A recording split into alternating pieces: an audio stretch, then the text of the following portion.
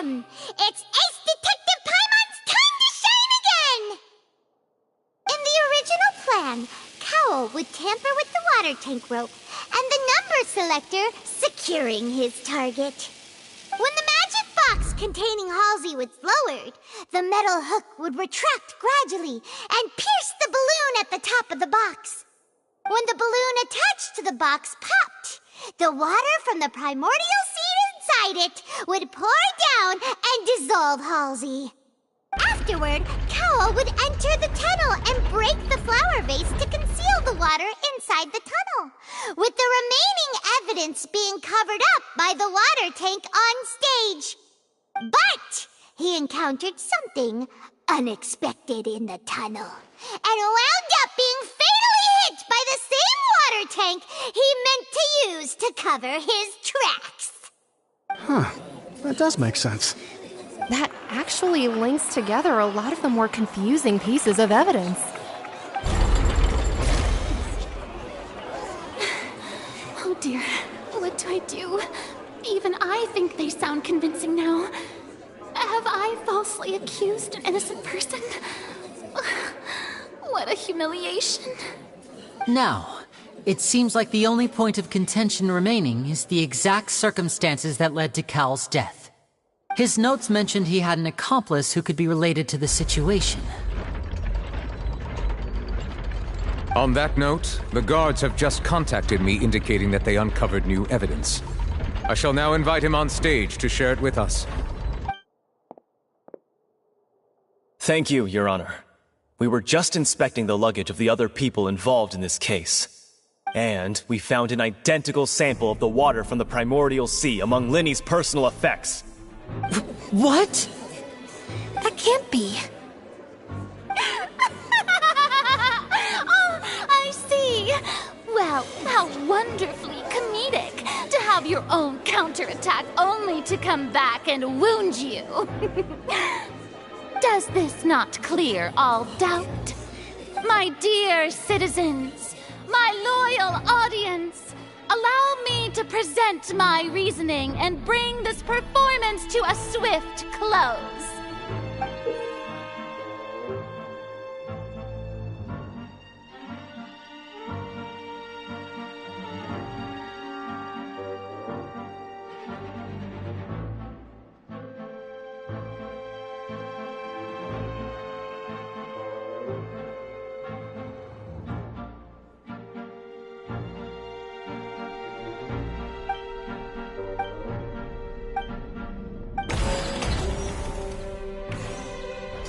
Linny did not need to take part in the dissolution of the young woman at all. Indeed, he did leave the scene via the vent. Having made modifications to the props beforehand, his accomplice Cowl then caused Halsey to vanish using the water from the primordial sea. But upon his return, in cruel avarice, Linny desired sole credit and prepared to do away with his partner in crime.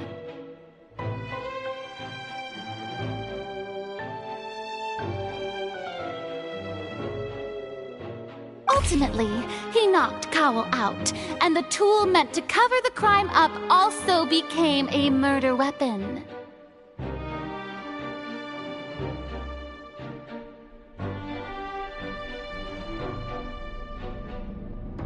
Now, as much as I regret having come to such a viciously straightforward conclusion, it does seem that the famed Fatui is quite the cold-blooded and ruthless organization. Am I right, Mr. Linny?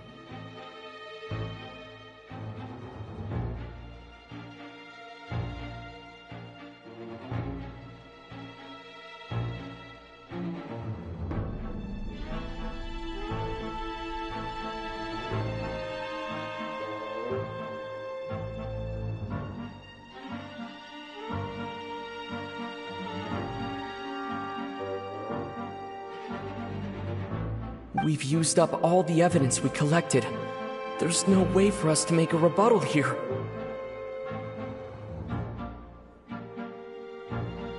Is this the end of the road?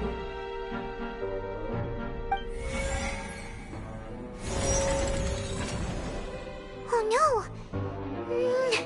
Paimon can't think of anything either. It doesn't look like there's any way around this. Seems using the water as new evidence was too good a move. Why did this have to happen now? I think we've all seen enough now, and we have ample witnesses to my flawless reasoning. I believe this is indeed the finale.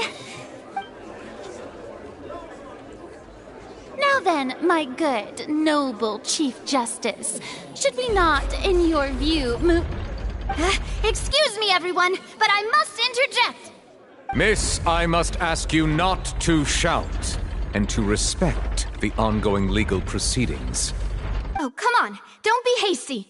I have a good reason for interrupting, you know. Now, would anyone here like to take a little break from all this debate and see a little magic? I'll show you an amazing trick. One that can bring a young woman who has disappeared back in the flesh, right before your very eyes. Please, do the honors, Mr. Linny, if you would be so kind. What in the world is she saying?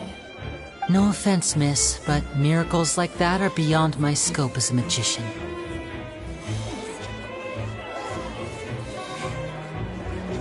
Come on now, don't be silly. Magic is all about misdirection, isn't it? It often conceals the truth while presenting a fascinating illusion. But once everyone believes the illusion, can't magic reveal the truth to them once again? And wouldn't such a trick be the most marvelous finale to today's performance? Come on, Lenny and Lynette. Give it another go. Don't worry. Spina di Rasula has made the necessary arrangements on your behalf. But, as the magic makers and stars of the show, I think I should leave the final performance to you. I understand.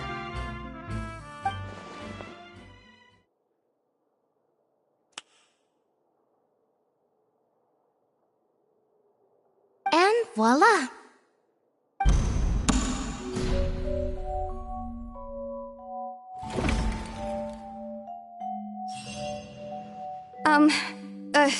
Sorry for the interruption.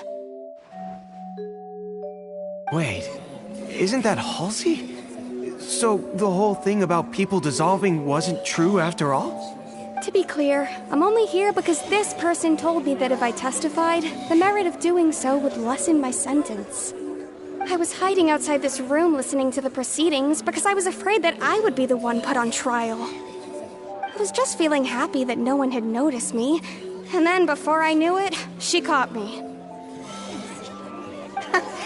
That'll teach you to underestimate us three. Where should I begin? I'm sorry. I'm the one who killed Cowell. I admit it. What? Why? Firstly, my name isn't Halsey. It's Lillian, and I'm originally from Mondstadt.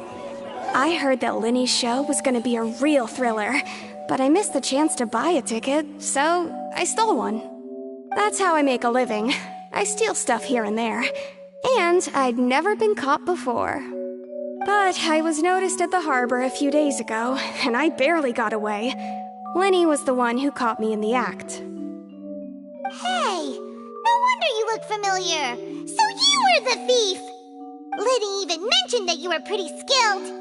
Well, and I thought that would have been the end of it, but then the number selector chose me. He even mentioned the Fortress of Meripede. That's a prison, isn't it? So you can imagine how shocked I was. I thought he was onto me for sure. So I played along with the show while looking for an opening to flee, but then I got water poured on me for no reason, and then someone jumped into the tunnel to nab me. I wasn't going to take that lying down, so I knocked him out and stuffed him into the box. There was nowhere to run from there, though, so I had to change my clothes and hide in a box containing performance costumes. I slipped out after the first guard arrived at the scene and continued hiding inside the opera house. Can a person even hide in there?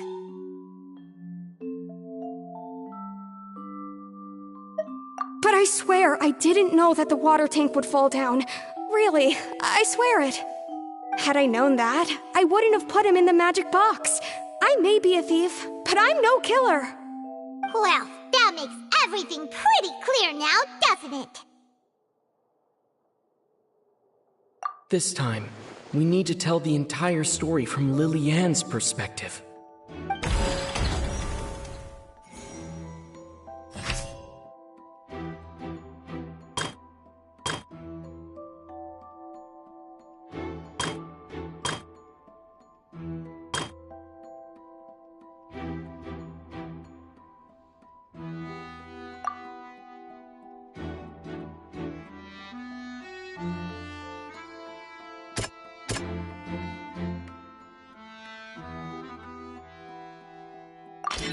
The strange sound wasn't from a fight.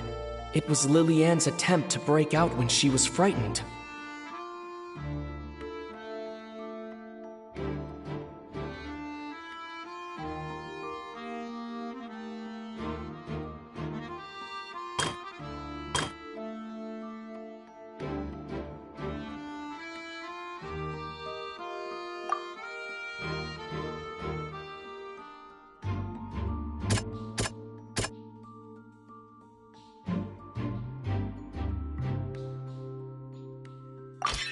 The flower vase was not broken to cover anything up, but was smashed during the struggle between Lily-Ann and Cowell.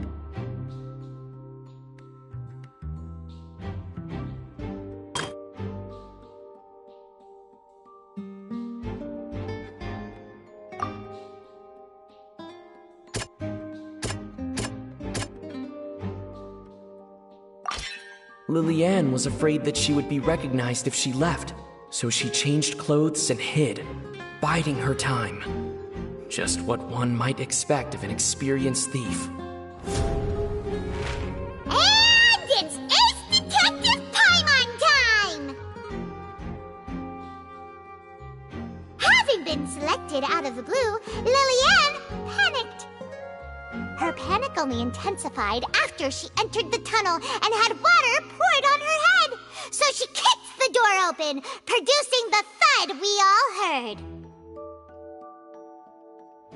Hearing the commotion, Cowell leapt into the tunnel, only to discover that Lily-Ann had not dissolved. He did not know that Lily-Ann was not from Fontaine, but was a thief who made her way in by stealing a ticket. Mistakenly believing that the water from the primordial sea needed time to take effect, he tried to force Lily-Ann back into the box.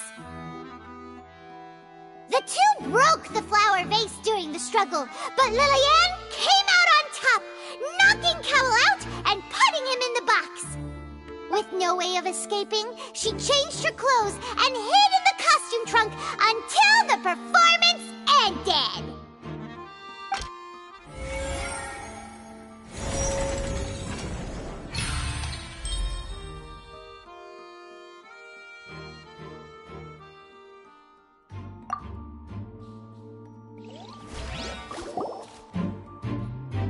She knew that she would have to go through guard inspection if she tried to leave afterward.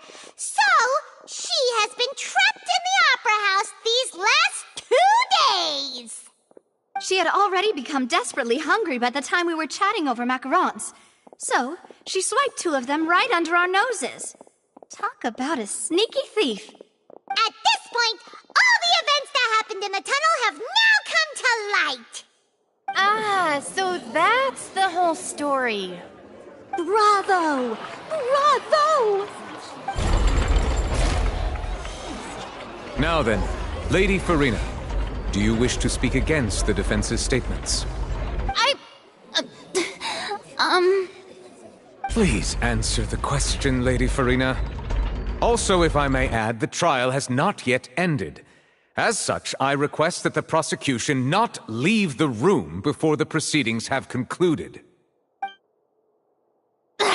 What, are you reading my mind now? No, I have no further arguments. I admit defeat. But really, could you at least have left me with some dignity?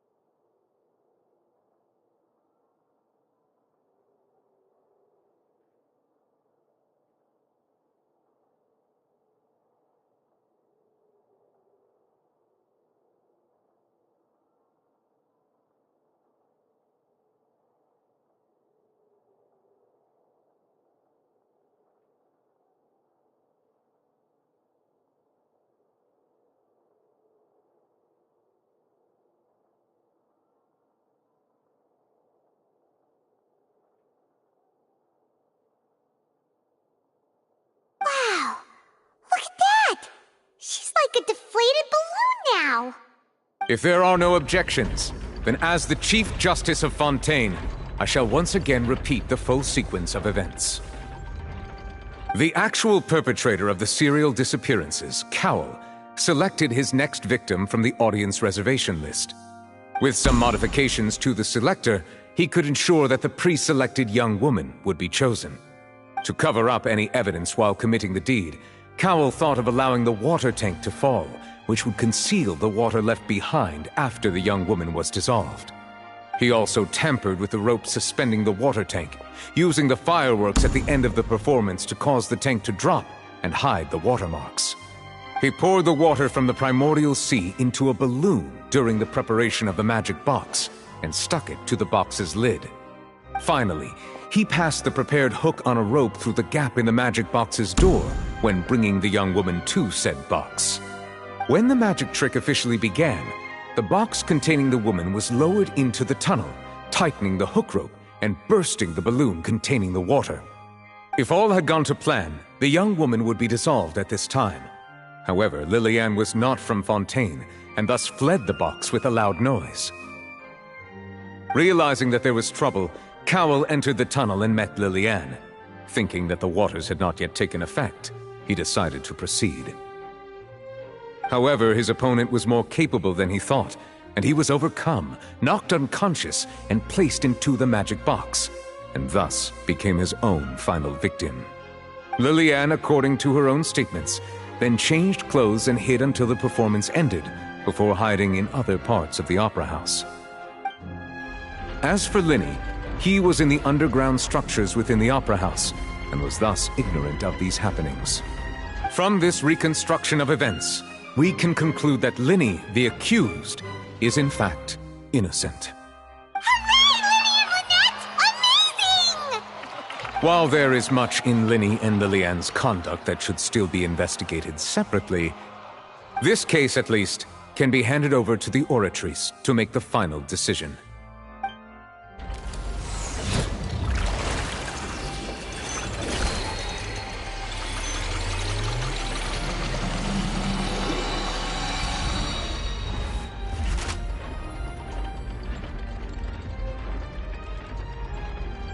As such, Linny and Lynette are officially declared not guilty.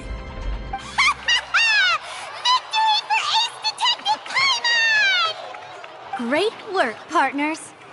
Thank you all. Thank you so much. Next, I think we deserve an explanation, Guard Vaughn. How did you find the water from the primordial sea in Linny's baggage? Right! Your discovery caused me to make a serious mistake, you know. Or was that not a discovery, but false evidence that you dared to bring before this court? I suspect that the accomplice mentioned in Cowell's notes was not Linny, but you, yes?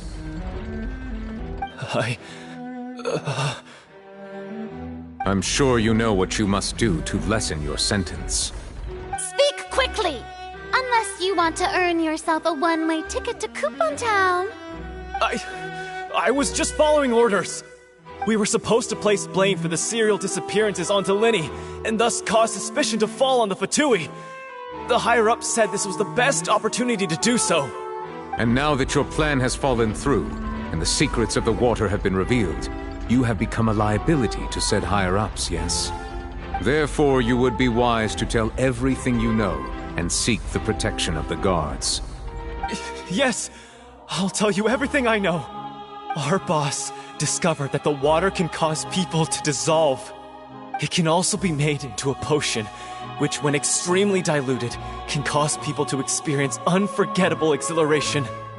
We've been in this business for a while now, and have made decent mora off it. The disappearances were also the boss's idea. I mean, this is the boss we're talking about.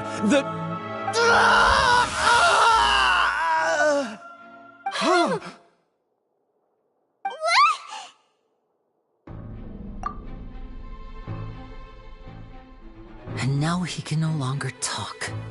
Such ruthlessness. I shouldn't have expected any less of them. An outrageous act. All present, please submit to inspection immediately.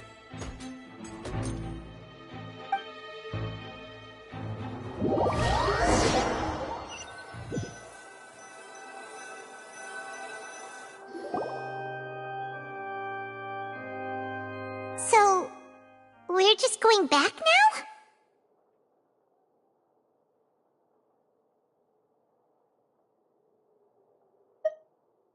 That's true, but... Traveler, Paimon! Please wait. Linny...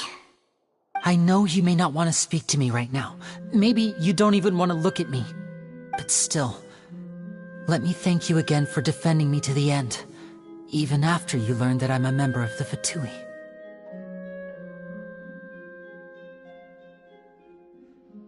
I guess.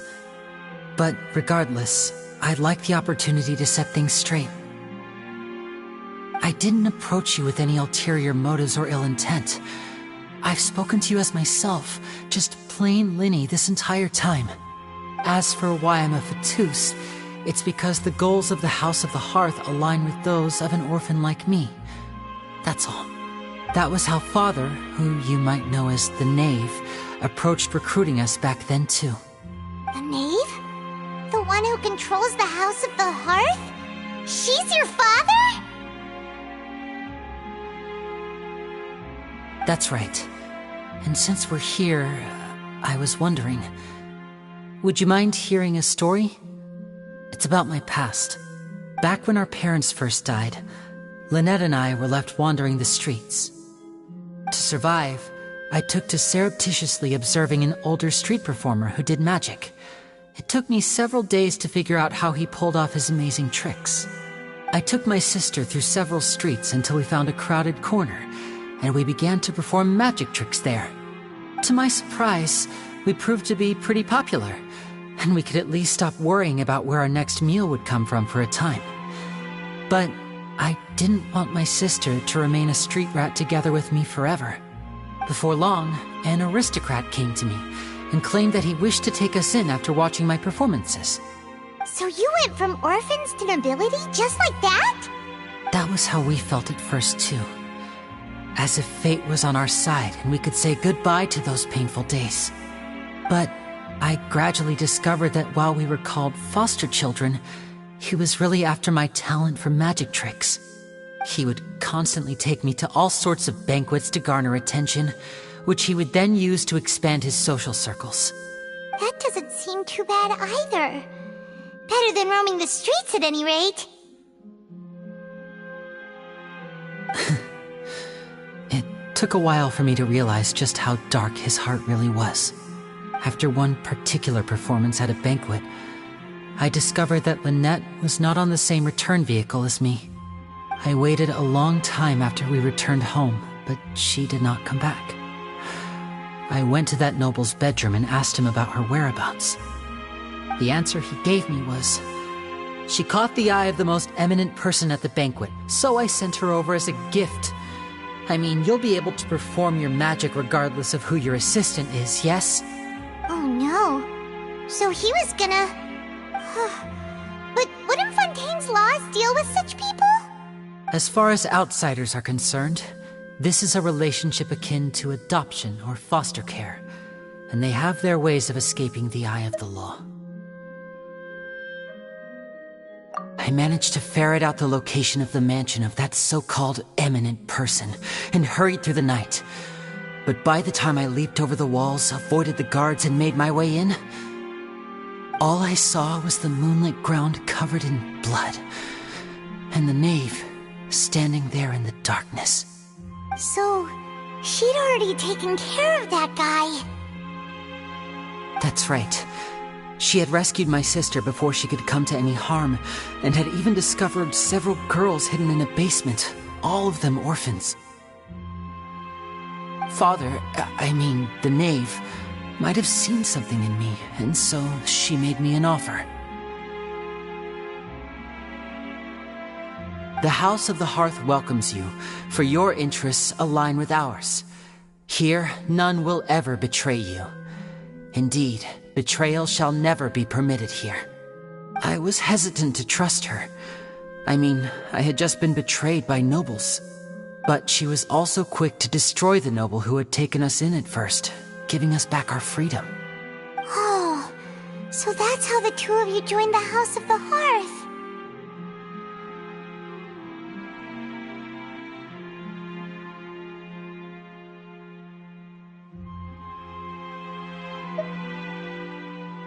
She has her own plans.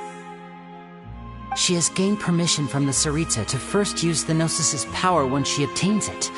She plans to use it to find a way to break the prophecy and save Fontaine. So, she believes in that prophecy too? That's right. The whole House of the Hearth is currently working to combat that crisis. Today's case has also proven that people from Fontaine can indeed dissolve into some sort of water, thus further supporting the prophecy. All of us house members here, Lady Arlecchino herself included, are from Fontaine. We won't give up on defending our homeland. To us orphans, the only connection we have left to this world, apart from our family, is our homeland. So, from small deeds like distributing magic pockets to huge schemes like stealing a Gnosis, everything is aimed at dealing with that prophecy. It's all right. I understand. The only thing I can do is relate all this to you. I just hope you can understand that even as a member of the House, I have never stopped making my own decisions, and that I believe what I'm doing is right. If you should need anything at all in the future, feel free to find me. I will do my best to help you, as plain Linny.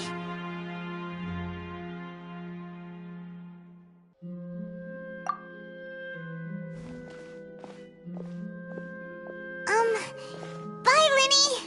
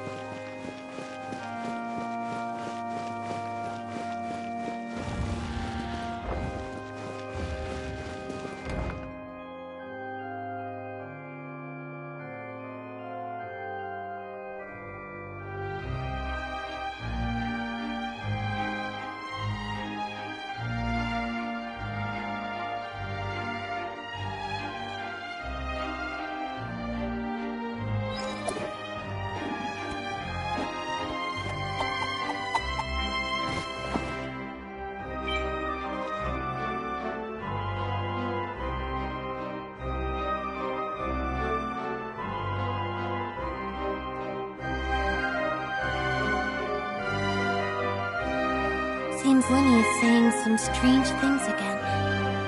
It's really worrying.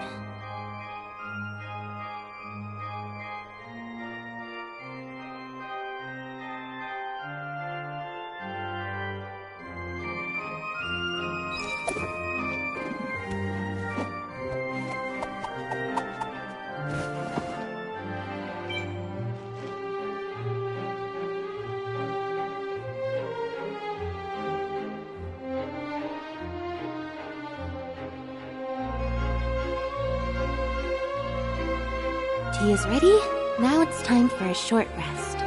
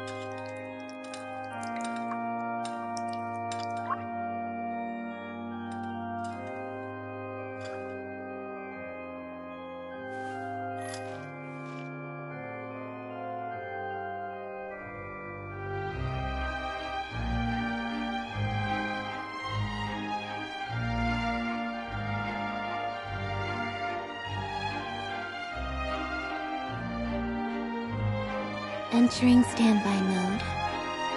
I hope nobody disturbs me.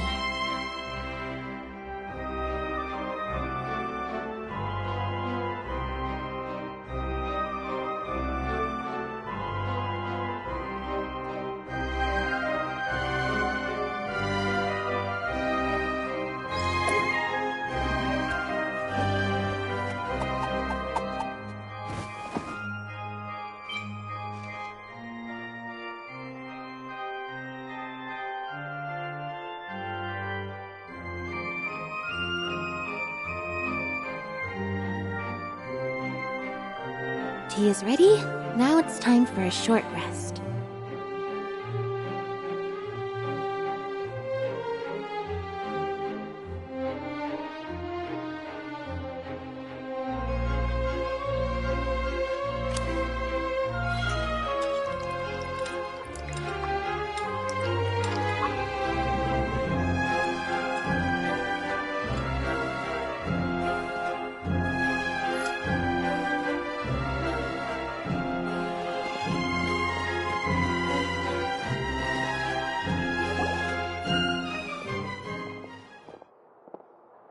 Hey there!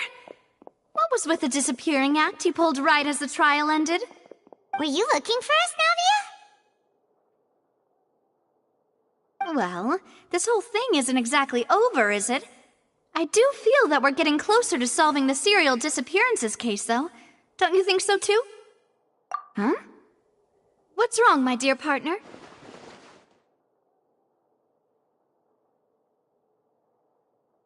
Besides, are you sure we're the ones who can crack a case that's been cold for decades now?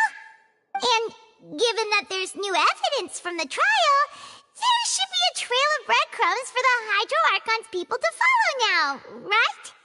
Ah. I see. Well, I won't lie.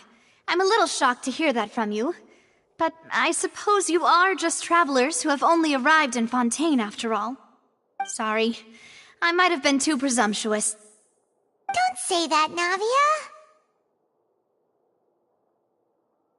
Ah, and we were having so much fun investigating with you, too. It was like having new waters flowing into a stagnant mire, causing new hope to spring forth, and the reflection in the murk to become clearer. Sorry about that. I'm a bit prone to nostalgia. Don't mind me. Wait, shall we have a farewell meal? You know, to commemorate our time as partners?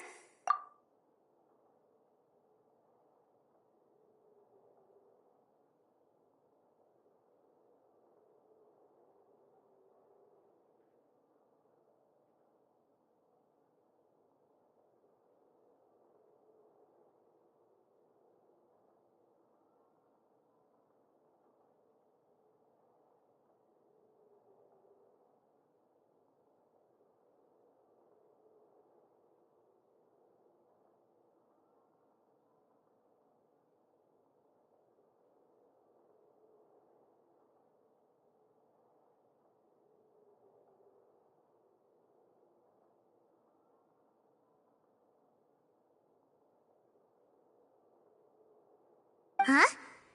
Do we really need to get that formal? Well, guess you really did treat us as partners, huh? Well, I'd just like to have a proper ending to every important memory. That way there are no regrets later. Anyway, it would just be a meal, so it shouldn't take up too much of your time.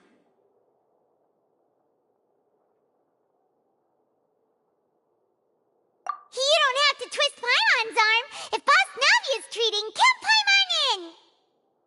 Oh, wonderful! In that case, why don't we return to the Court of Fontaine and head to the Hotel de Boer? I believe we'll make it just in time for dinner. All right then, let's have our farewell meal!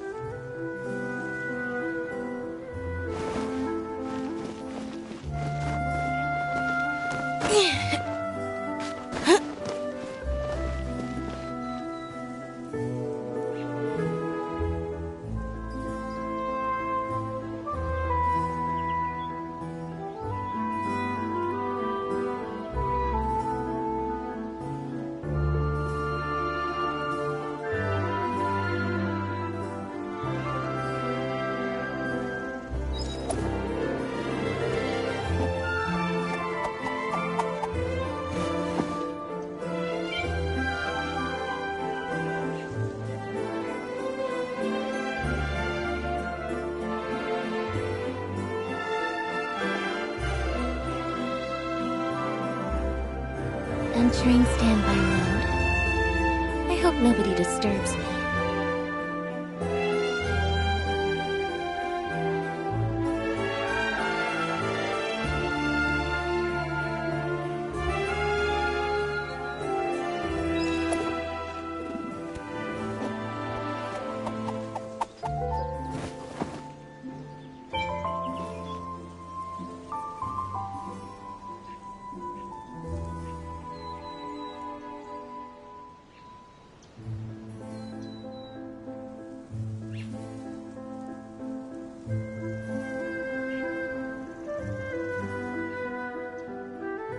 Seems Lenny is saying some strange things again. It's really worrying.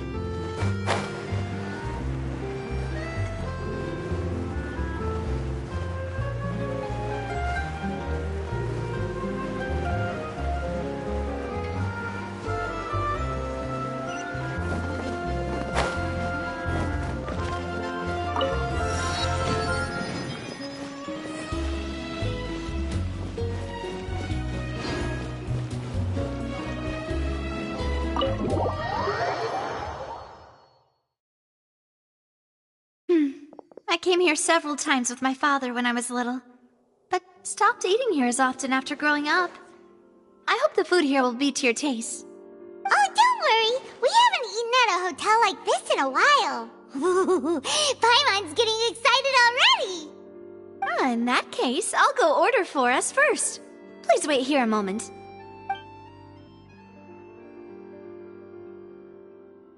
Ooh, everything looks so good. People in Fontaine sure know how to enjoy life. Why, of course. Go ahead, try whatever you like. If the food's good, I'll make a group reservation for the rest of Spina di Rosula next time. And if it's not? Well, then I'll still bring everyone. Albeit with only one dish per table. You, sure have your own way of doing things. Oh, we called this a farewell meal, but we could also treat it like a victory feast, right? We did just win that case after all. Oh, true. Very true. In that case, boss, we'll have another 2 dishes. Huh? Paimon didn't mean that you had to order even more food.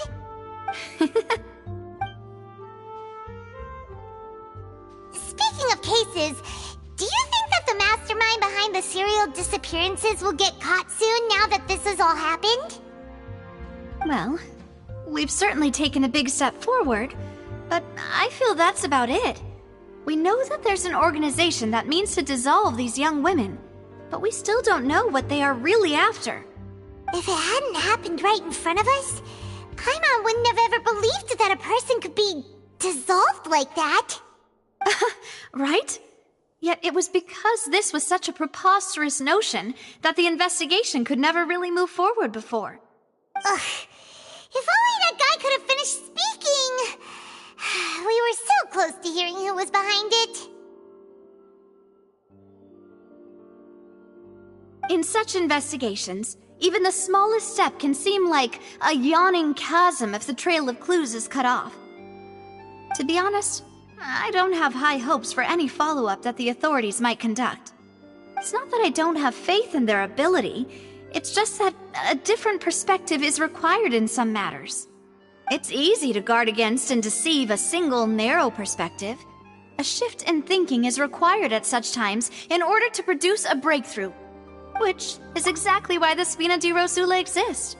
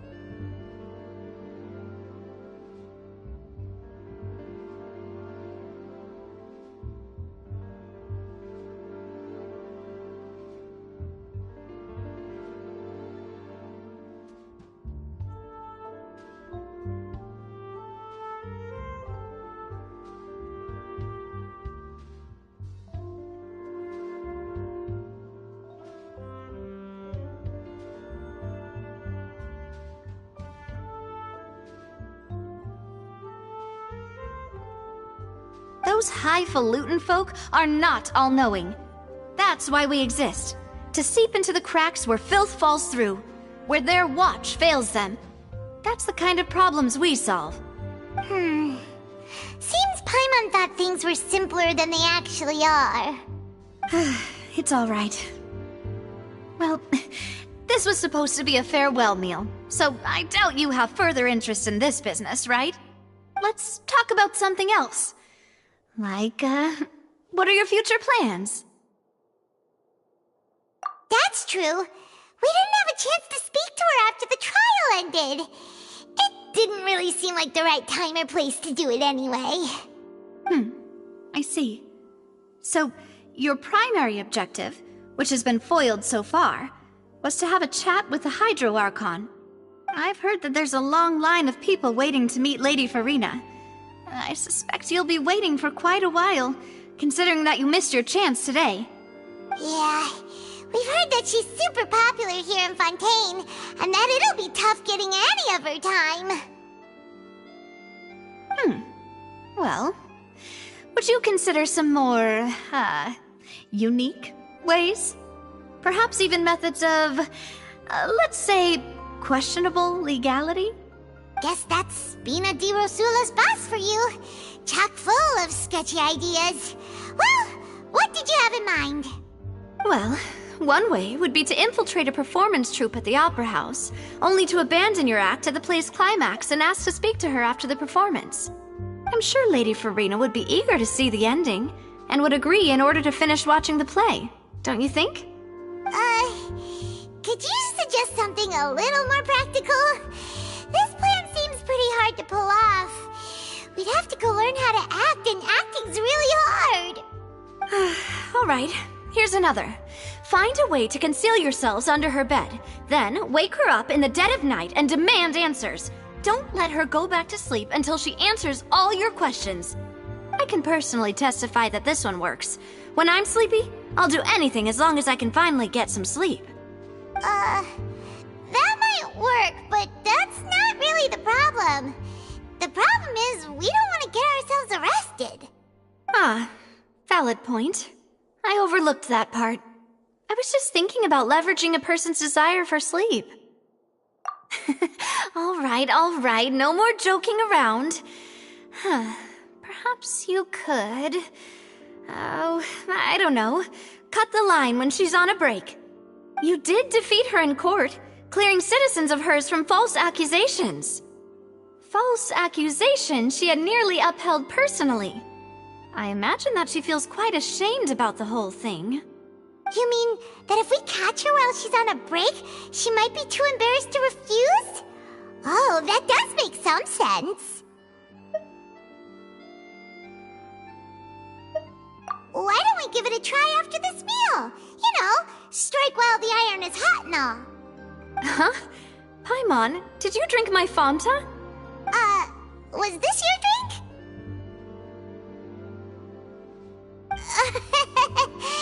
Sorry about that.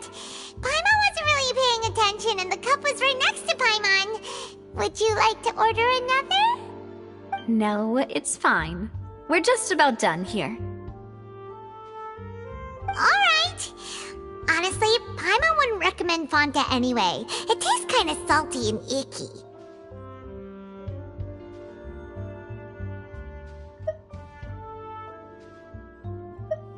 Is that so? Huh. Well, in that case, we'll have to blacklist the Fanta here then. If we're all finished eating, then I'll go pay. Yeah, we're stuffed. Thanks for the treat, Navia.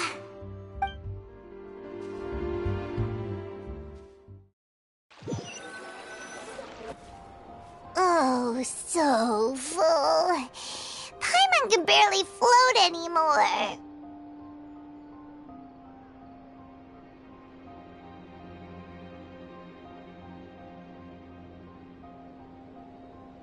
Nah, that would be so... normal. You know, like you. Okay. As for expenses this month, we're left with... Hey, Navia! What are you doing over there? Oh, Nothing. It was just a meal, you know? Nothing the Spina di Rosula can't cover.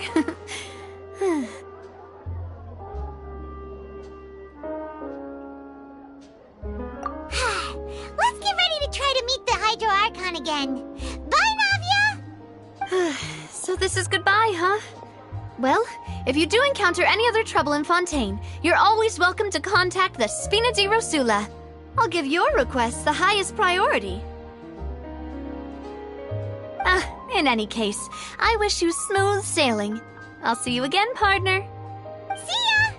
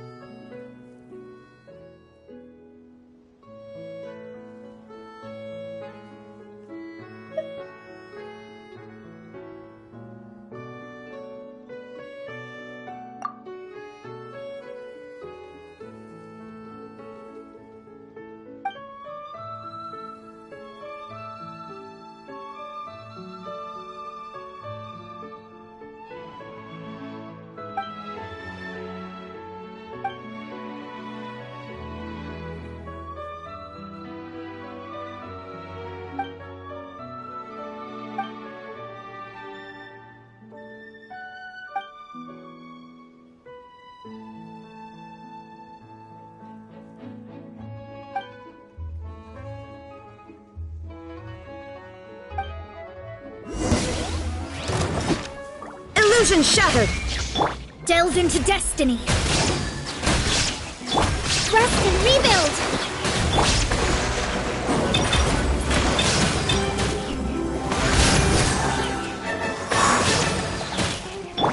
Let me scry.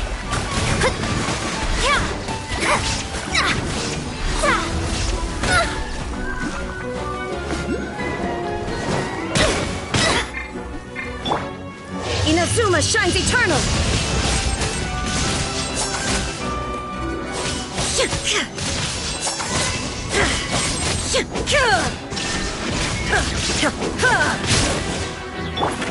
Chip on up!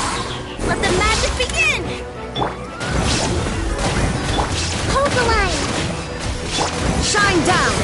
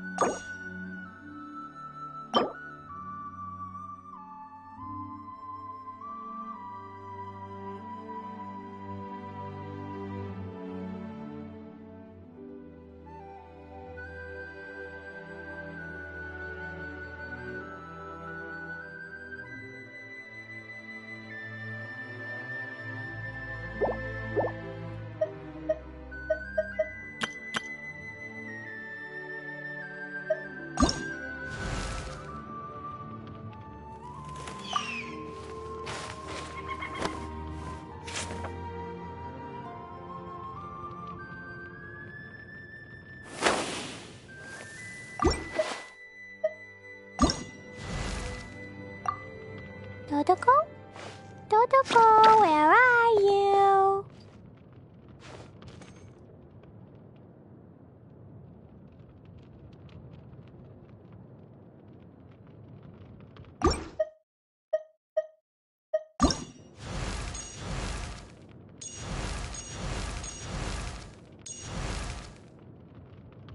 These bombs, so heavy.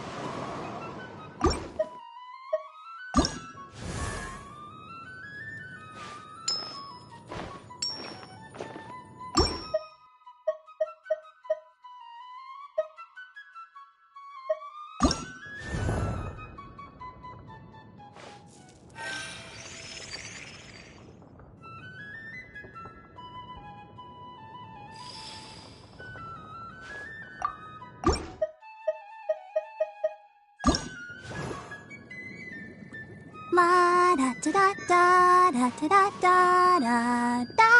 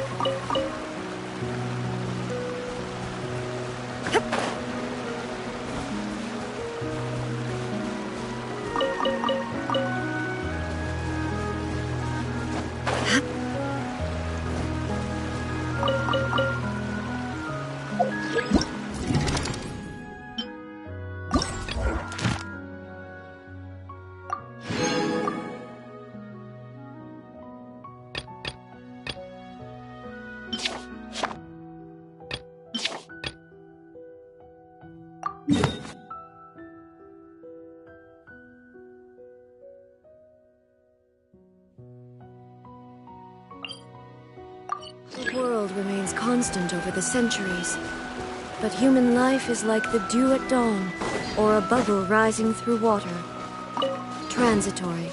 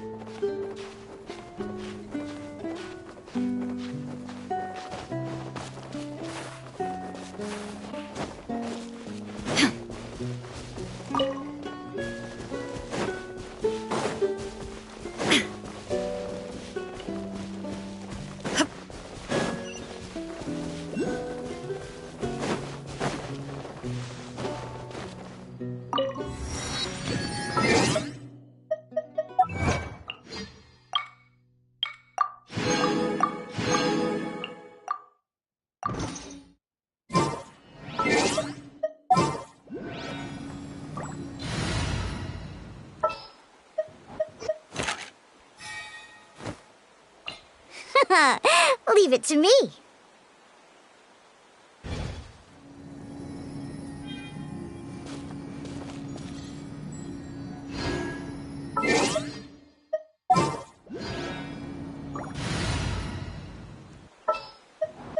All right, amuse me.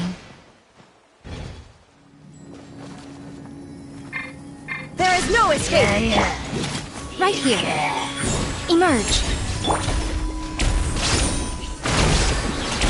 Delve into destiny.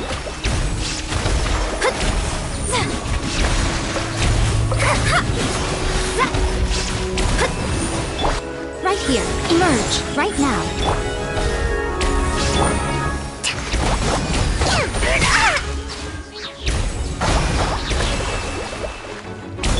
Shadows of fate. Decided by destiny.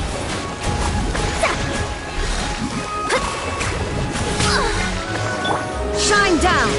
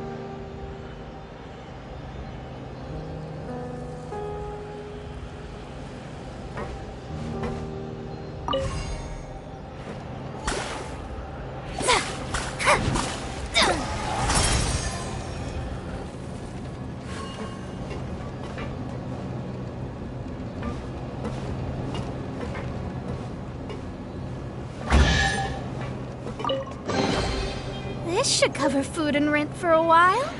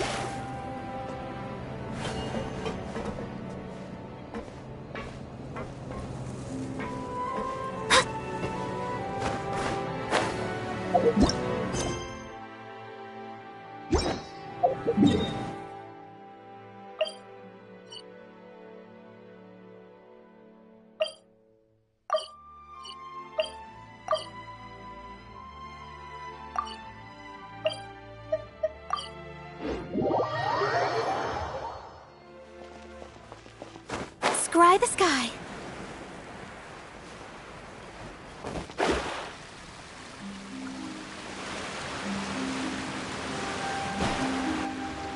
There aren't many people around anymore. Looks like that boat we took to Araneas might have been the last one. Vache. Looks like we're back here again. Huh? Traveler? Are you hearing voices again? Ugh. That's kinda spooky. Are you sure we don't want to come back in the morning? Vache? Vache. Hey, why are you still walking towards it?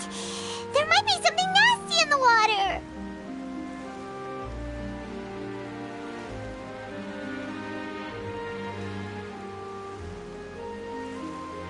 Huh?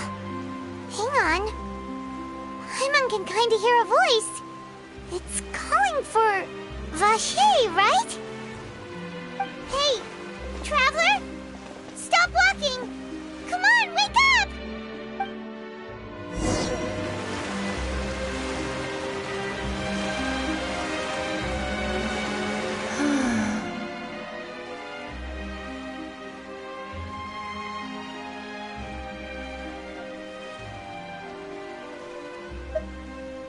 Vache, are you...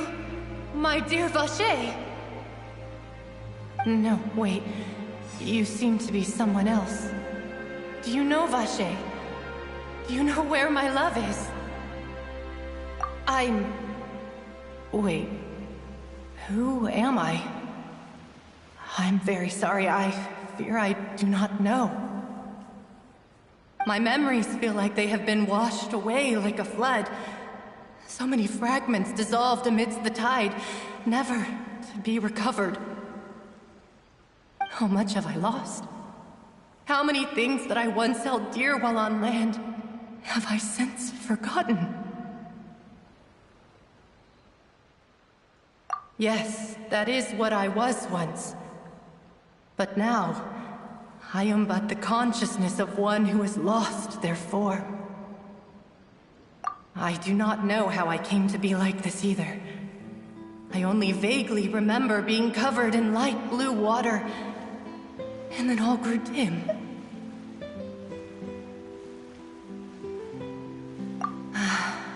I also remember going to many places.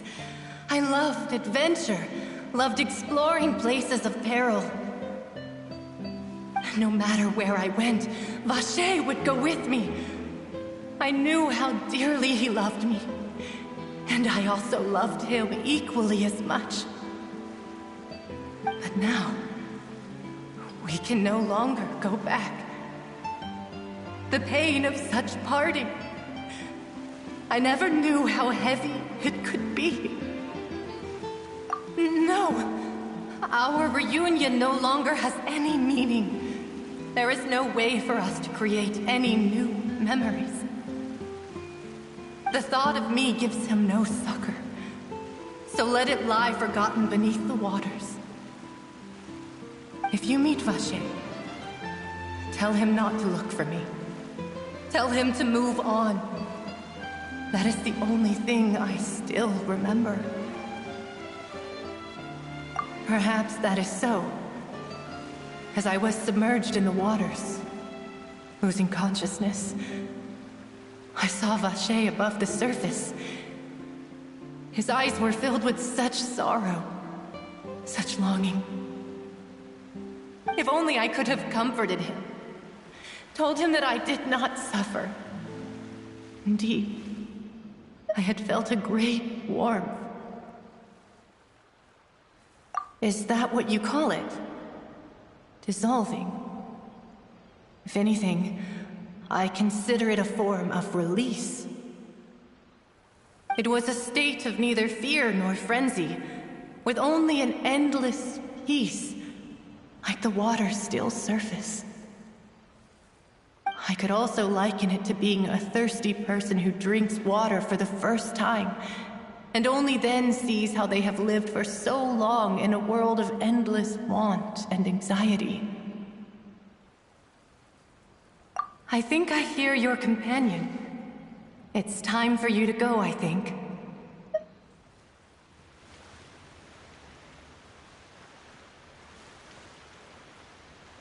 Farewell, then.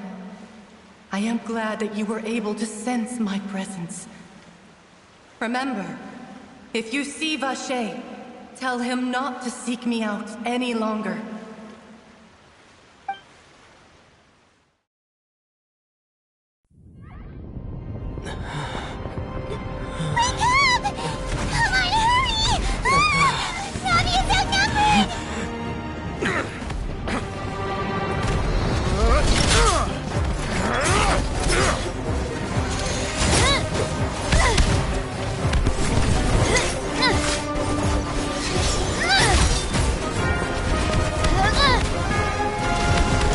Look out!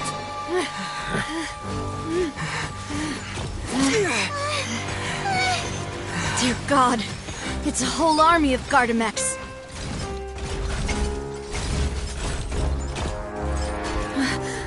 Chlorand?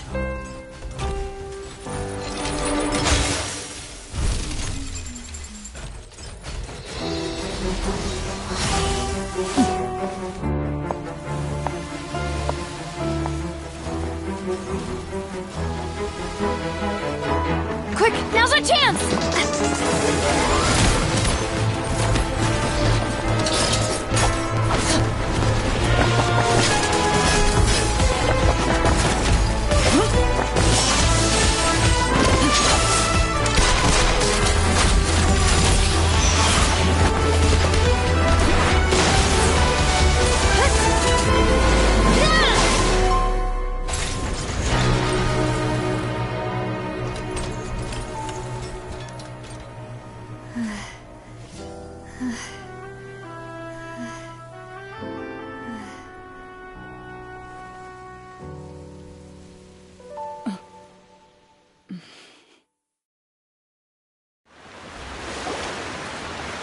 I should thank you for lending us your sword there, Chlorand. But before I do so, could you explain how you managed to show up here? I followed you. It seemed to me that danger has followed you more closely as of late. I believe that following someone without their knowledge is actually called stalking, is it not? Mr. Callus's last wish was for me to ensure your safety, and I will not betray his trust. He would do the same, were he alive today. Do not speak of my father! Sorry, demoiselle. I was not strong enough.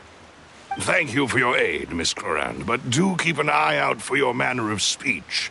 I believe we all wish to avoid unnecessary emotional harm. Sorry, I did not consider your feelings. Whatever. What else do you know? How did you come to the conclusion that I'd be in grave danger? I doubt I know much more than you. But I believe that the mastermind behind the serial disappearances is very powerful. Your performance tonight will almost certainly attract their attention. Huh. I'm sure they've known about me. To be honest, I'm shocked it's taken them this long to act against me. And what about these Gardamex? I thought only those associated with the Maison Gardiennage could control them. None of these mecha have serial numbers. I was sure to check a moment ago. They are not the ones used by the authorities to enforce the law.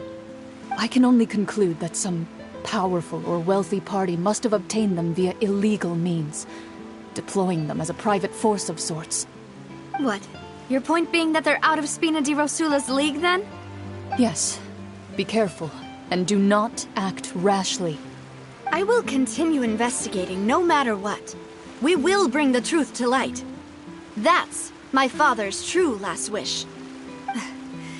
Regardless, thank you for your help today, Clorand. But if you get any ideas, tell me first. I don't much appreciate being followed. I do not think that they'll strike again anytime soon. So I shall stop following you.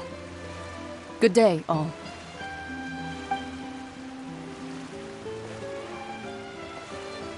Right. I suppose that's the best news we've gotten today. Demoiselle, I believe that Miss Clorand was being sincere with you. If we tried, we could attempt to thaw relations a little. I know, she's...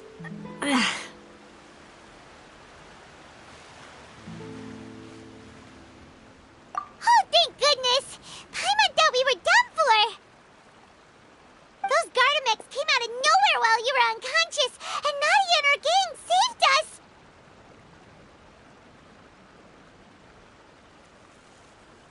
Oh, and there was that champion duelist named Clorand who came out to save us too! We got lucky there. Paimon probably couldn't have fought them off otherwise. Oh, come now. Forget all that polite talk. That wasn't really a farewell meal we had back there. Not for me, anyway. In truth, I hope that every meal we have together shall be a victory feast. As such, we're still partners. There's no need to thank me. It will take 50 years for me to match Demoiselle's magnanimity. If it were me, I would have joined the Spina di Rosula on account of her goodwill long ago. All right, you two. That's enough. Actually, Navia, how did you know that we were in danger? You sure did show up in the nick of time. Well, to be honest, you're the one who tipped us off, Paimon. Huh? Really? Paimon contributed somehow? Ooh, Paimon's even more amazing than she thought! Yes, all thanks to you grabbing my drink by mistake. How did that help? After we parted ways, I was on the way back to one of our bases when I suddenly thought of what you said. That the Fanta tasted kind of salty and icky.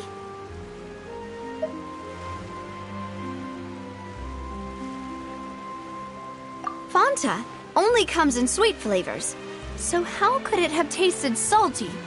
The color of the drink, if I recall, had also been a bit off. So the Fanta had been spiked with water from the primordial sea? Yes. So, if you hadn't drunk that cup for me...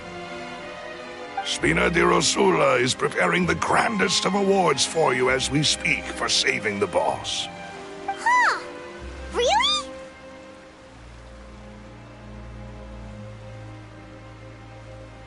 I sent people to Hotel de Boer to investigate, but whoever did this left no trace at all. That's when I figured out that you might be in danger and hurried here as quickly as I could. But why would they go after us too? All we did was defend Linny in court and help clear his name. Ugh, now we're caught up in this mess too, aren't we? Well, you did foil a plan that they were probably pretty proud of, and almost got their name in the process. Speaking of which, did anything strange happen when you drank the primordial seawater?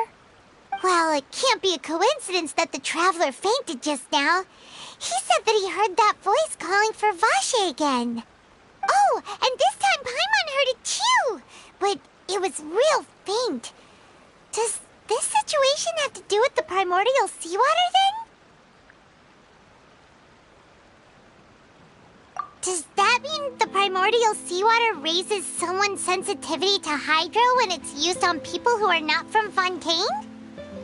That doesn't sound like too much of a bad thing, to be honest. New intel? While you were out cold? Well, let's hear it, shall we? Oh, that is important. Vache. That name doesn't ring a bell. I suppose he hasn't stepped forward as a witness in court lately. Since he saw that young woman dissolve, he was at least at the crime scene. But he never gave testimony or any information regarding people dissolving in the primordial seawater. Could he have been threatened? Yes, thank you.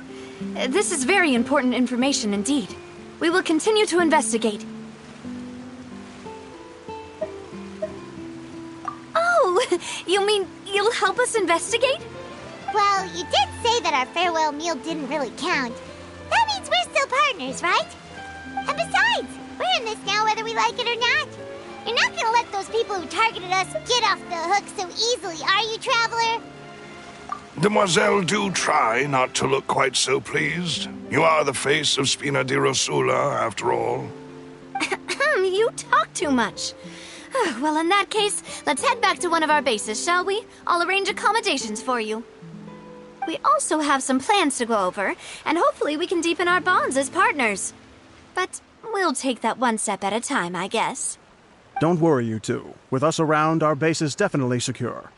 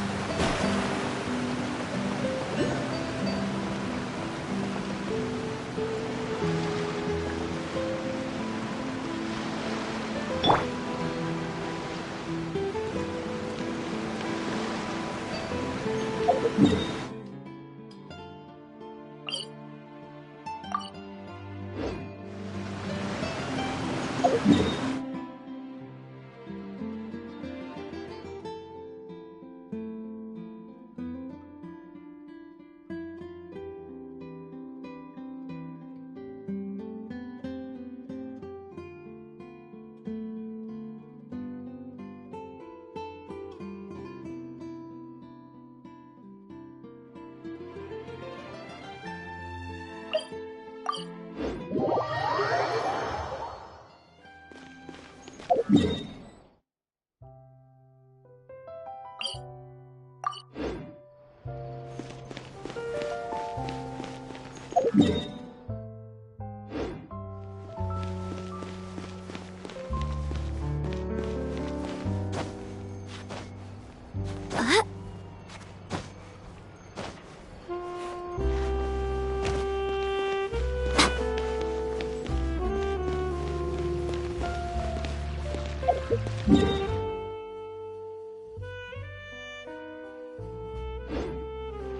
cannot just rely on the ocean's self-cleaning ability.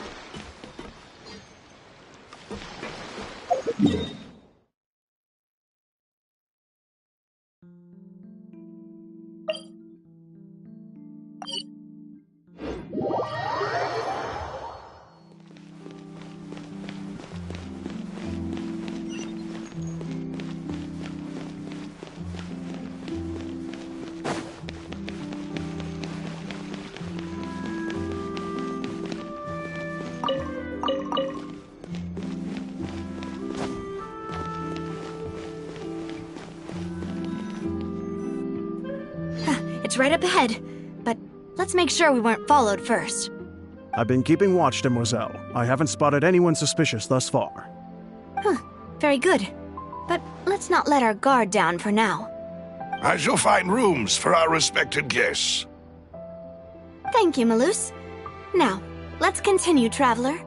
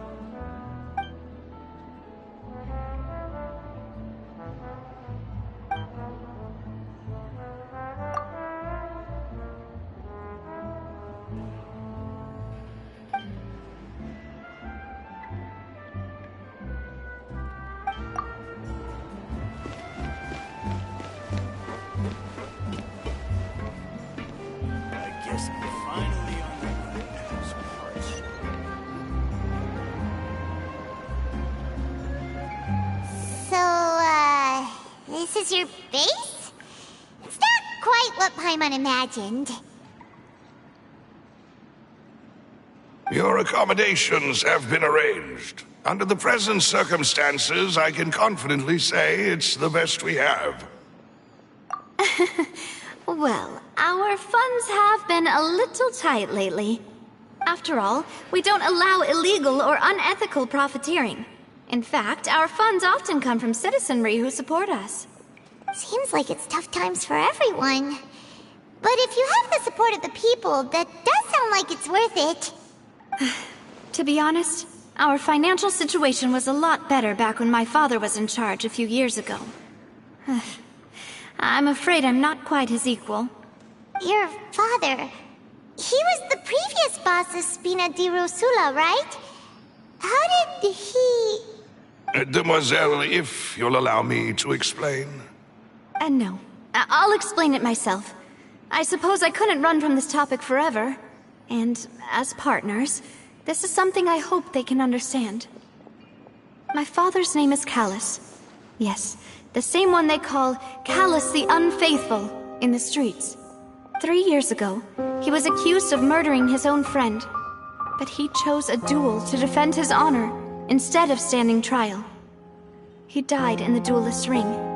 Oh no. But I do not believe my father was a murderer. I'm sure he was set up.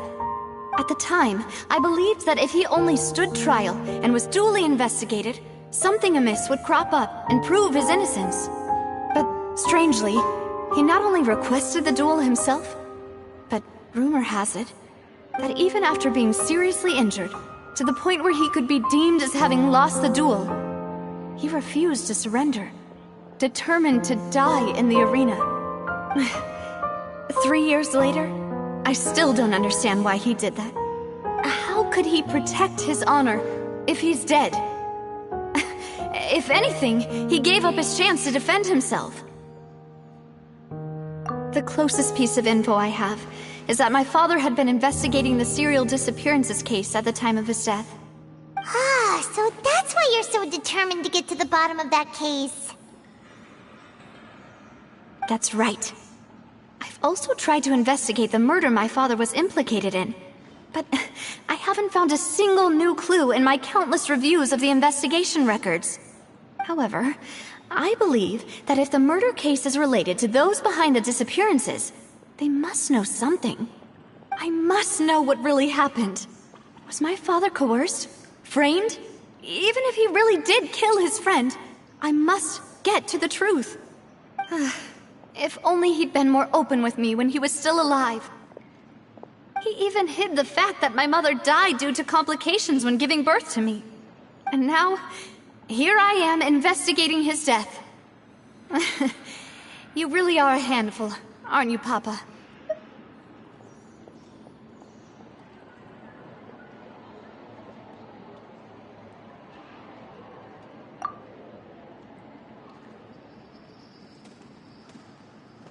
Demoiselle, please, if there is anything I can do, anything at all. I also will never believe that Master Callus murdered anyone. There are none whom I respect more than the two of you, Demoiselle. Master Callus did so much good in life, yet all it took was one murder case for him to be dubbed Callus the Unfaithful. Even our supporters decreased greatly due to that incident, hence our strained finances at present. Wait, if Callus was such a good man, wouldn't people at least be a little suspicious when he was accused? No. Perhaps people just revel in that kind of drama. It's not something exclusive to people from Fontaine, really. Everyone's like that. People love watching the evil turn over a new leaf, but they also enjoy watching good people fall into an abyss from one slip-up just as much. But how could... never mind. If Callus was really falsely accused, we have to find the truth. He didn't deserve to have that happen to him. There is one other thing. Master Callus's opponent in the duel was Ms. Clorand. Oh, her? Well, then, isn't that as good as saying that she was the one who killed him? Yeah, that's not the sort of thing that you can just let go and move on from. Miss Clorand has always placed great emphasis on the honorable nature of the duel. If her opponent doesn't yield, she will not stop either. She knew Master Callus beforehand and greatly respected him, but seeing how he was resolute in the arena, there was only ever one choice she could have made. It's not that I don't understand her at all, but I just can't deal with this yet. Don't worry, Navia. Paimon knows how you feel. You don't have to force yourself to do that. Afterward, Miss Clorand told us that at the start of the duel, Master Callus requested that she ensure Demoiselle Navia's safety.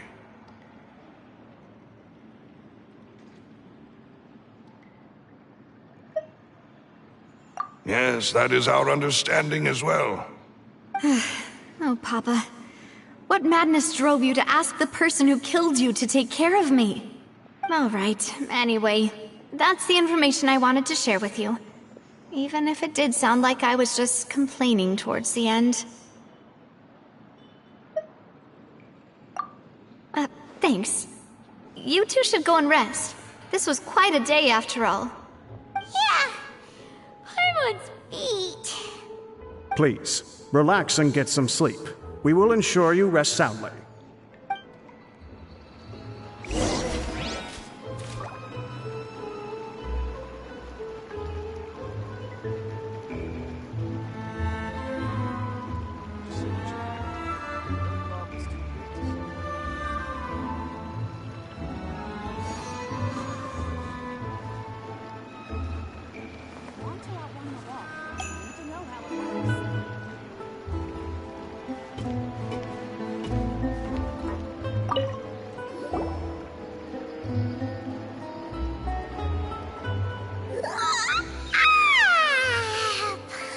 Slept so well.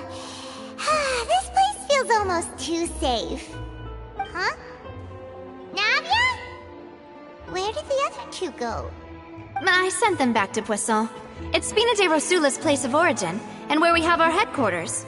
There's not much for them to do here at the moment. Paimon gets the feeling that you're just trying to get them off your back. But never mind that. When did you get back? Were you waiting here the whole time? No, I just returned after going out for a while. I did some investigating yesterday regarding the name Vache. Wait, so you didn't sleep at all? How could I after having such critical new evidence appear? Guess Paimon wasn't speaking for everyone just now, huh? Unfortunately, this name seems to have been wiped from existence. It doesn't seem to have a match anywhere. I suspect that those behind this have already taken steps to hinder an investigation from this angle. But that does prove that this Vache person is a key witness in the incident. Does that mean we're too late, though? No. There is one ray of hope. One place in Fontaine that they would find almost impossible to threaten, no matter how much they wanted to. And that is the archives kept by Chief Justice Neuvillette. A place where detailed files on all the cases in recent years are kept. If the Oceanette you met is one of the young women who went missing recently, we should be able to find some related information there. So Neuvillette maintains an archive of case files? Whew, guess that's the hard-working Chief Justice for you. In that case, let's go talk to him, shall we? Aren't you coming along, Navia? Did you get tired? No, it's nothing. Let's go see the Honorable Chief Justice.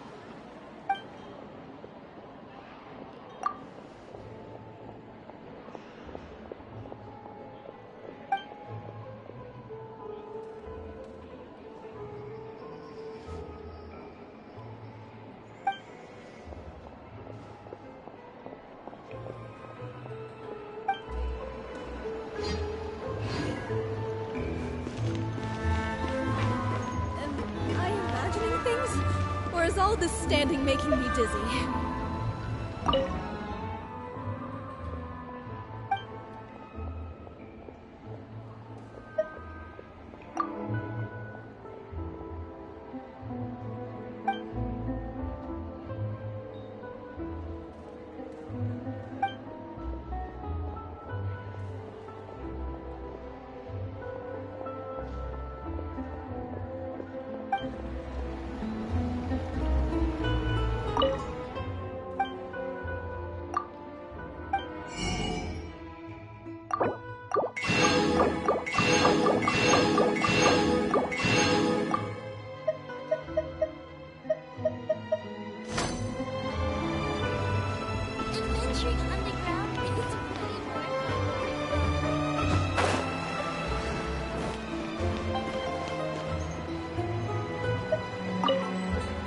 If you want to outrun the law, you need to know how it works.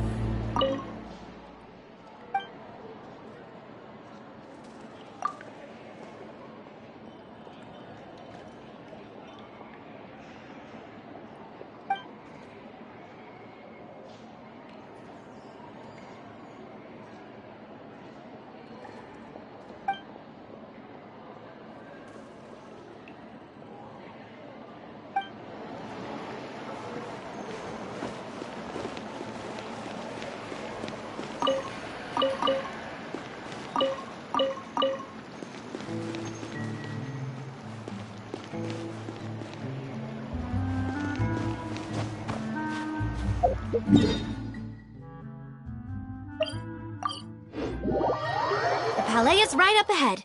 Come on.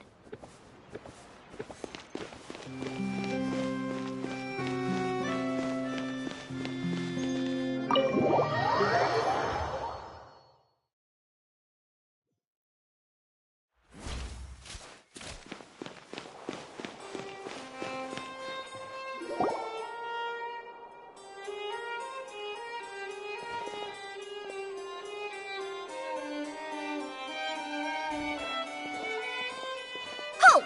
Please state your business here. The Chief Justice is presently occupied with official matters. Huh. This place does look pretty heavily guarded. Guess that proves that Nervalet's files are really secure. Hey, don't you recognize us? Huh? Who are you? Just to be clear, I don't care who you are or who you might be related to. Our rules make no exceptions. See? They've got great discipline, too. Yep.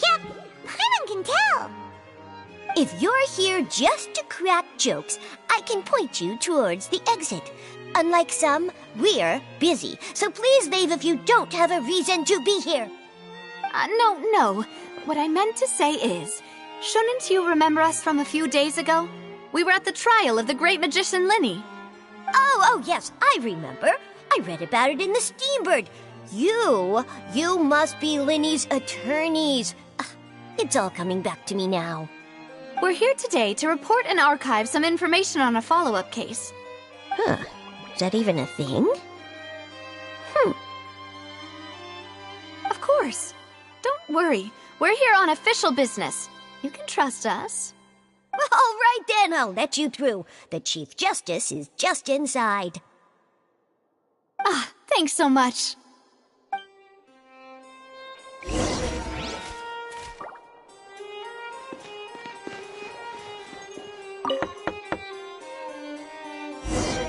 Please come in.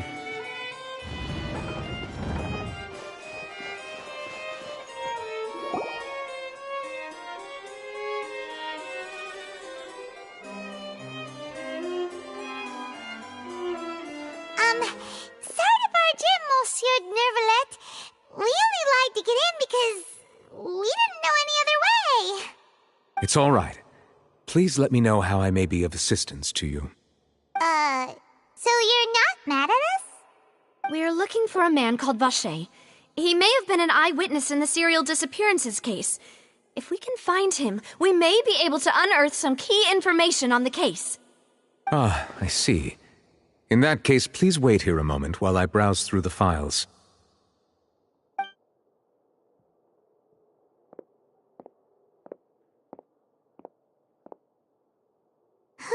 that Neuvillette would be so easy to talk to.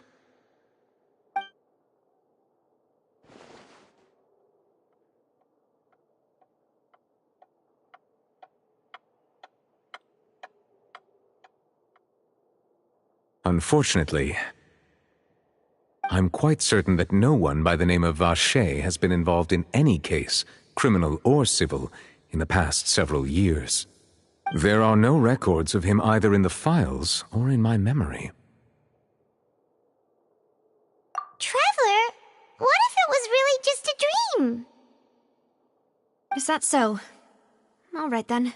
Thank you so much, Monsieur Neuvillette. We'll take our leave now.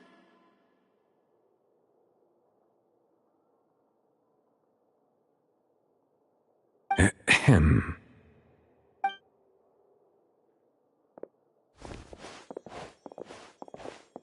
Miss Navia, I can understand how you feel. Your father, Callus, was a truly exceptional man. We deeply regret his passing.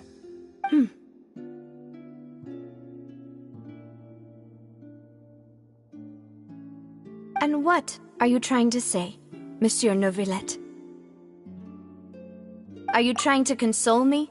Extend your sympathy? Or just express some tendril of regret?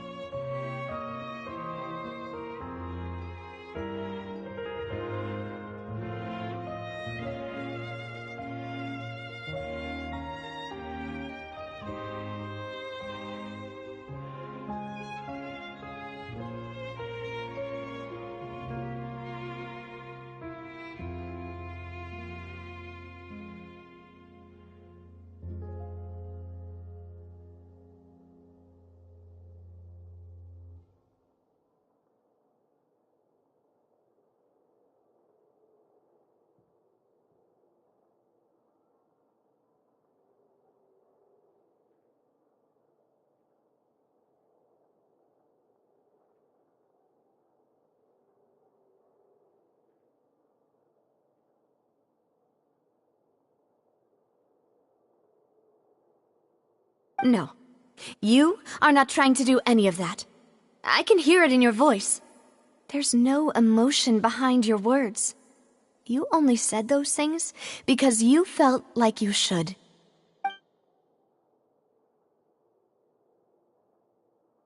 It's just like last time. After my father took his place in the duelist ring, I pushed through the guards to talk to you as a last resort. You even told me then that you thought there was something fishy with the case, yet you still allowed the duel to go ahead.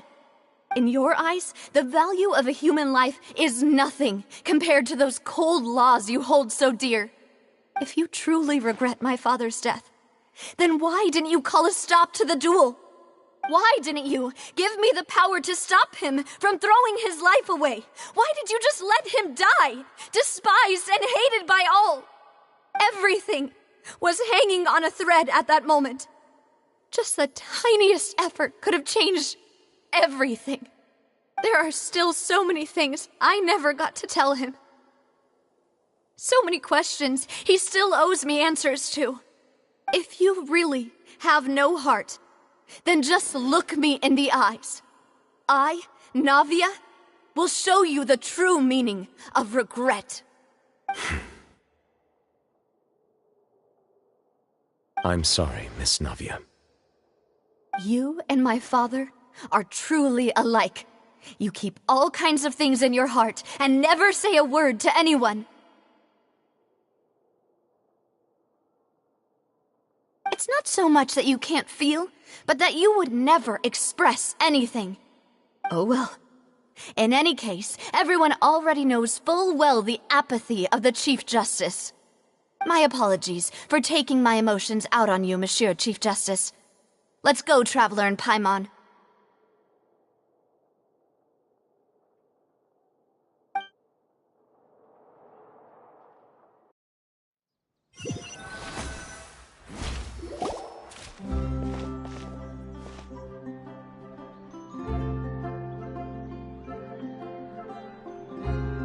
Navia, are you okay?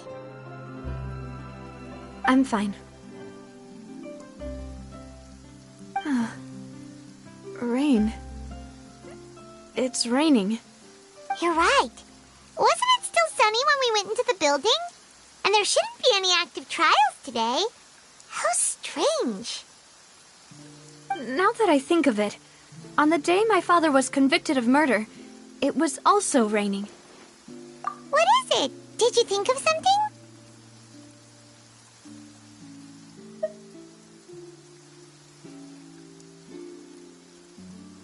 Yeah, he was outside. It was uncovered and the rain could fall there. Why? Do you think the rain could have affected the crime scene? That thought has occurred to us before. We've even expanded the search area to try to account for that, but didn't find anything of value.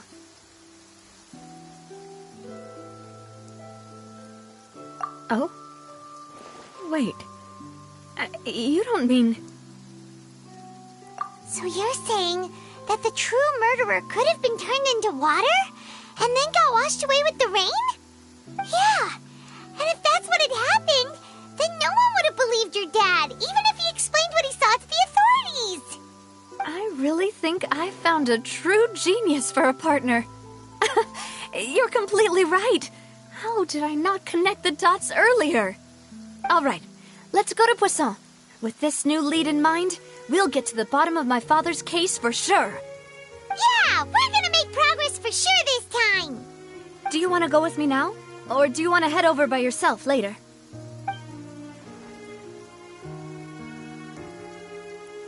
Great, let's go then.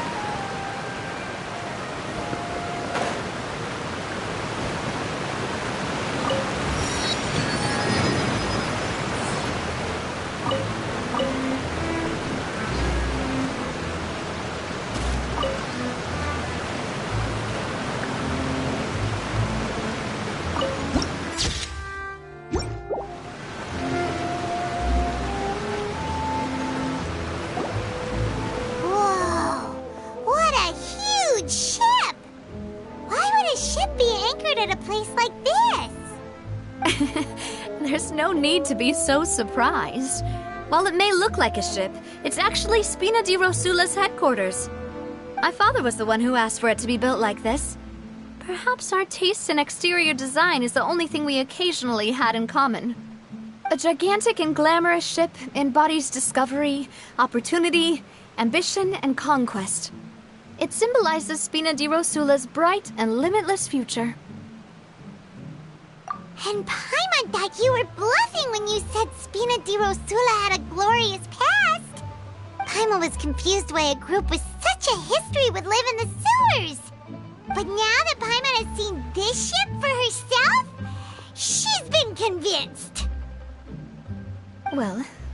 Poisson is where Spina di Rosula began, after all. It's our main base, our home.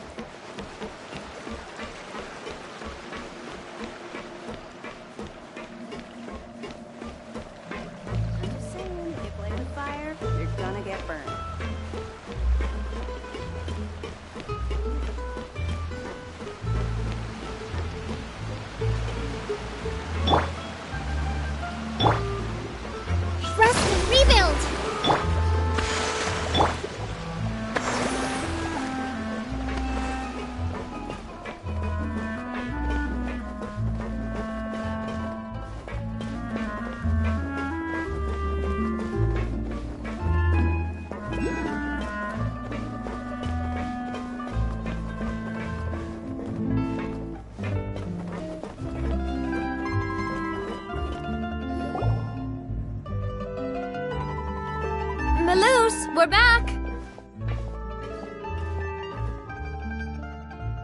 Apologies for the wait, demoiselle, and our most important partners.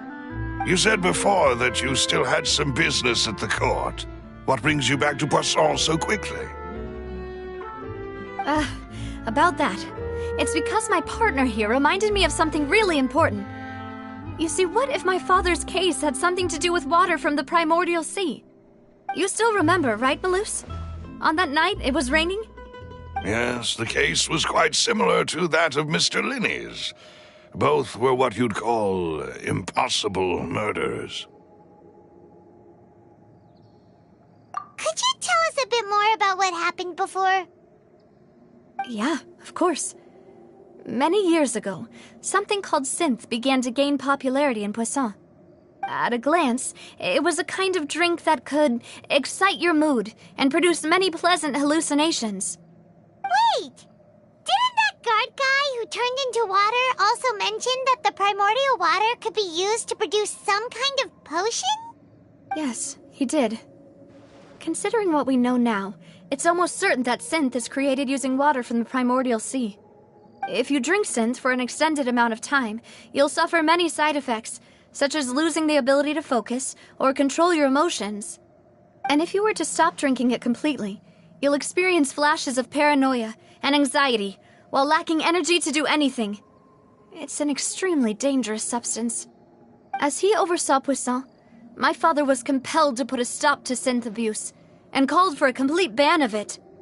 Boss's uncompromising attitude incurred the synth vendor's wrath, but no matter how much they threatened or bribed him, he refused to yield. Not only that, Boss became determined to find the mastermind behind the synth operation and put an end to the problem once and for all. Yes, but the enemy was very cunning. So he could never get anything out of the dealers, all of whom only sold the stuff and weren't privy to the rest of the operation. Recognizing that, my father decided to contact the dealers in secret and cultivate personal relationships with them. Finally, he was able to convince someone to become his informant. The man's name was Jacques. He felt greatly ashamed about his work after seeing many families destroyed by synth abuse. That night, my father hosted a banquet at his countryside estate. He planned to meet up and exchange information with Jacques over some food. But then, we heard 2 gunshots from the courtyard. We raced to the scene and found my father, still holding a gun, and Jacques, who was already dead on the ground. Huh? happen? Aren't they on the same side? Sounds just like Lenny's case, doesn't it? In both cases, the culprit seemed obvious, but neither appeared to have any motive at all. Looking back on it, though, I now believe the most important clue was something we all overlooked at the time. There were pieces of clothing left at the scene.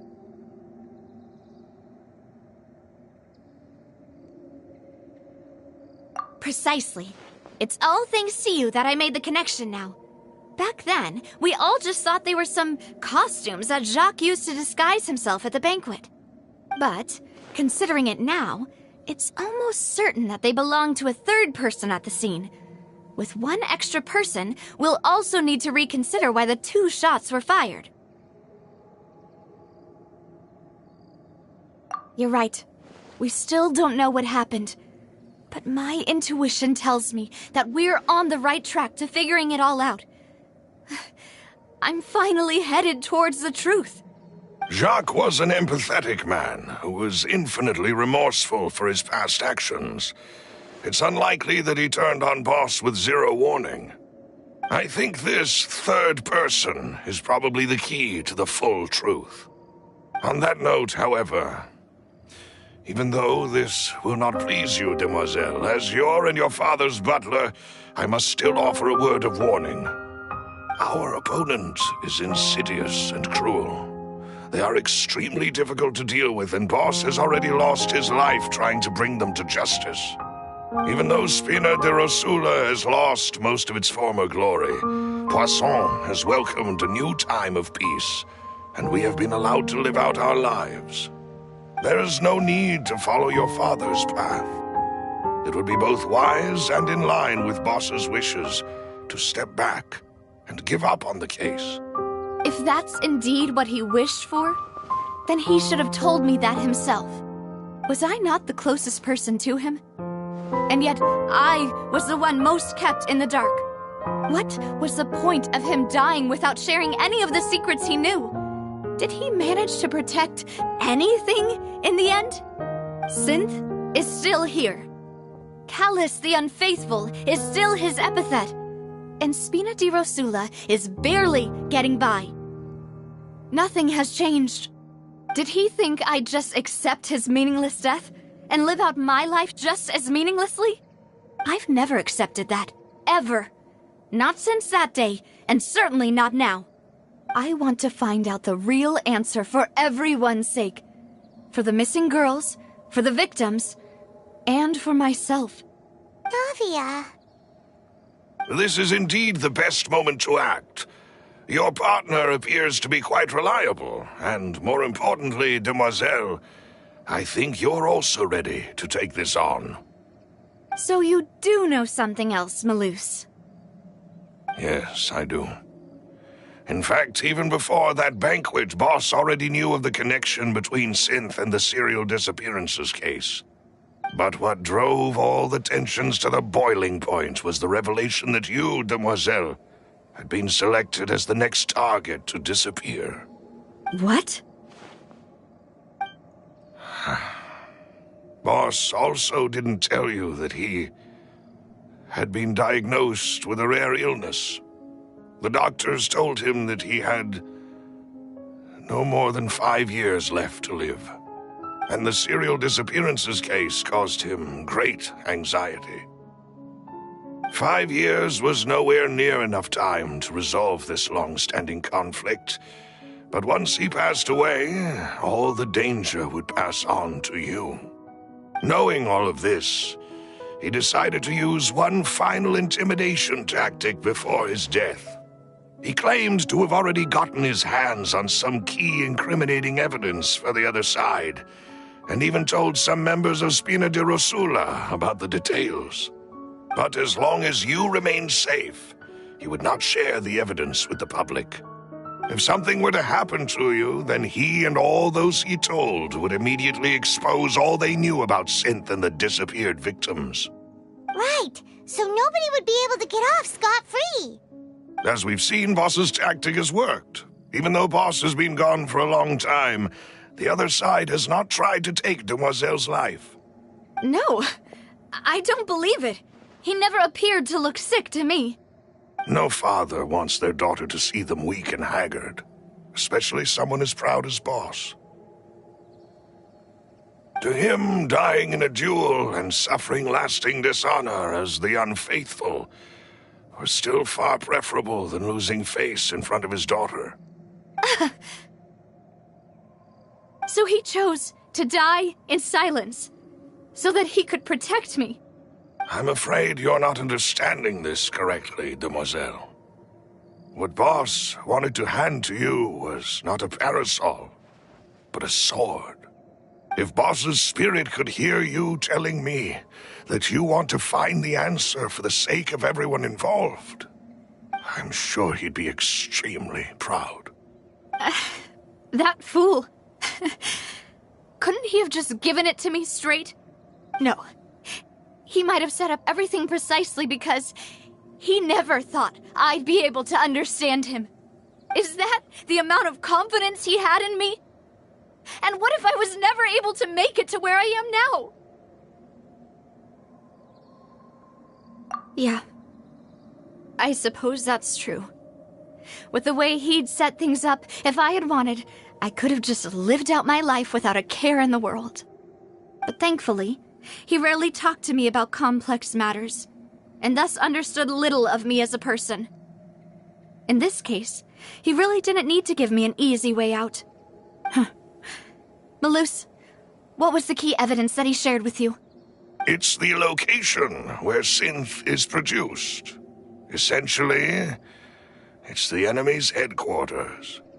When he was threatening the enemy, Boss didn't share the specifics of the incriminating evidence he found. But if you want to use it against the enemy, you'll still have to take several things into consideration. Why?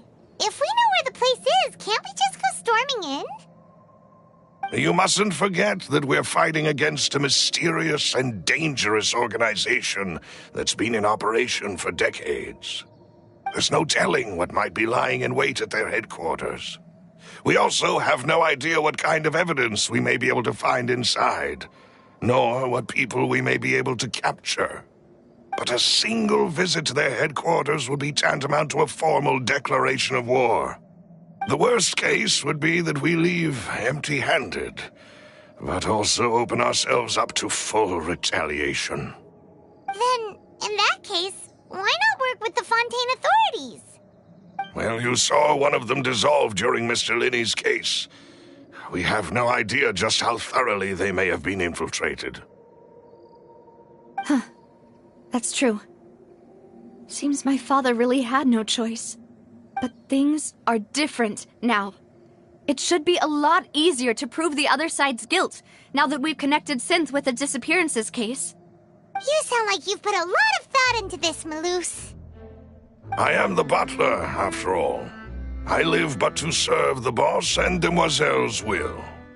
I've always been willing to take on any kind of risk for your sake. But considering my relative lack of ability, I've spent my time keeping secrets, performing basic investigations, and waiting for the right time to come. Thank you for all of that, Malus. Have you discovered anything new in the past few years? Let me think. One conclusion I came to was that the enemy must be quite familiar with Spina di Rosula, or at least have an informant planted here. When I announced orders to the organization's members on Demoiselle's behalf, I used to deliberately keep a few people in the dark and observe the reactions of the synth vendors. If the vendors didn't change their plans, then the individuals informed of our orders must be innocent. If the vendors packed up and fled, however, then someone must have given them the news. After several rounds of testing and investigative tracing, I've narrowed the suspect list down to 3 people. The first is Florent, Spina di Rosula's senior advisor. Huh? Florent? Yes, surprising, isn't it? He was one of the people Boss trusted the most, which also means that he was someone who understood Boss really well. Thanks to his position within Boss's innermost circle, he always knew our upcoming plans and could thus avoid capture this whole time. There's someone else like him too. Marcel, the head of Confrérie of Cabrières. Uncle Marcel. It's a guild in Poisson. A boss helped it to grow to its current size and prominence. In the beginning, they were only reselling some daily goods, but now they're one of the richest guilds around, with a lot of business connections in the city. So, they're like a sister organization of Spina di Rosula? Yes, you can say that. When we were fighting against the synth dealers, they provided us with plenty of support. It's a bit difficult to imagine someone using their own money to hunt down themselves. The final suspect is Thierry, the man responsible for coordinating information between Spina di Rosula and the guards.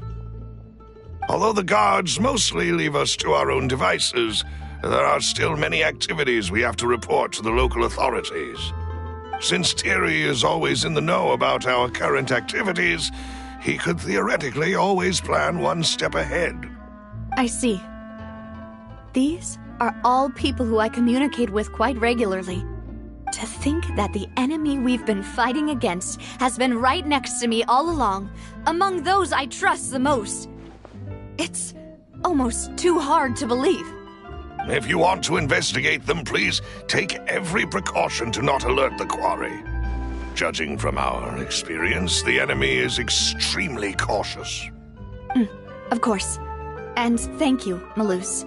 You've provided us with a lot of great information. You're too kind, my lady. I'm just doing my duty. And before I forget, proving Boss's innocence would also mean clearing him of blame in Jacques' death. After that incident, Jacques' wife and daughter were taken into the Spina's care. They still live in Poisson today. If it might help, you could also pay them a visit. I can make the necessary arrangements. Oh, thank you so much, Malus. You really are the best. A new case awaits, my dear partner. I hope we can work together to uncover the truth and end this case once and for all.